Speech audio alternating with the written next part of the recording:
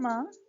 अनिष्टमिष्टं मिश्रं च त्रिविधं कर्मणां फलम् भवत्यत्यागिनां प्रयत्तिना तु सन्यासिनां क्वचित्। अर्थात कर्म फल का त्याग न करने वाले मनुष्यों के कर्मों का तो अच्छा बुरा और मिला हुआ ऐसे 3 प्रकार का फल मरने के पश्चात अवश्य होता है, किंतु कर्म फल का त्याग कर देने वाले मनुष्यों के कर्मों का फल किसी काल में भी नहीं होता। वीरः बालकः अभिमन्यु। वीर बालक अभिमन्यु। महाभारतस्य युद्धावसरे महारथी अर्जुनः श्रीकृष्णेन सह कार्यवशात् कुत्रापि गतः आसीत्। महाभारत के युद्ध के समय महान योद्धा अर्जुन श्री कृष्ण के साथ कार्य के कारण कहीं गए थे। तदा कुरुश्रेष्ठेन दुर्योधनेन अवसरम लब्ध्वा चक्रव्यूह रचिता। तब कौरवों में श्रेष्ठ दुर्योधन ने अवसर पाकर चक्रव्यूह की रचना की। तेन तदभंगाय पांडवा आहूता। उसको तोड़ने के लिए पांडवों को बुलाया गया। युधिष्ठिर आदया पांडवा लज्जाम प्राप्ता। युधिष्ठिर आदि पांडव लज्जा को प्राप्त हुए। यथा अर्जुनम त्यक्त्वा कोऽपि चक्रव्यूह से भंगम न अबोधत।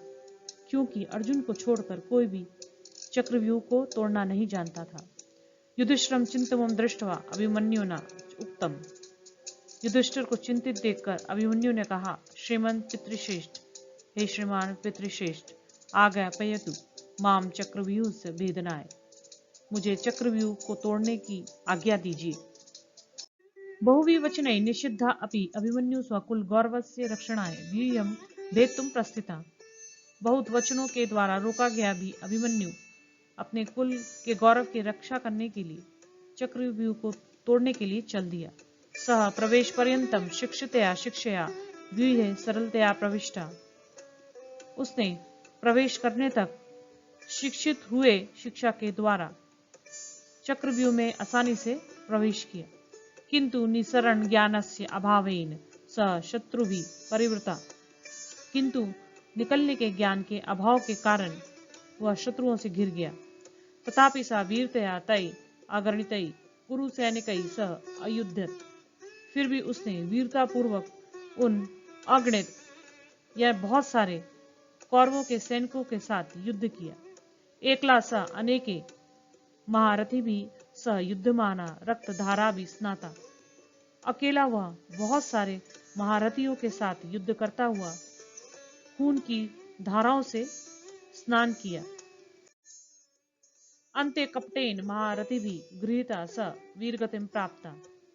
आखिर में कपट पूर्वक या छल पूर्वक महारथी द्वारा ग्रहण किया गया वह वीर गति को प्राप्त हुआ या मृत्यु को प्राप्त हुआ।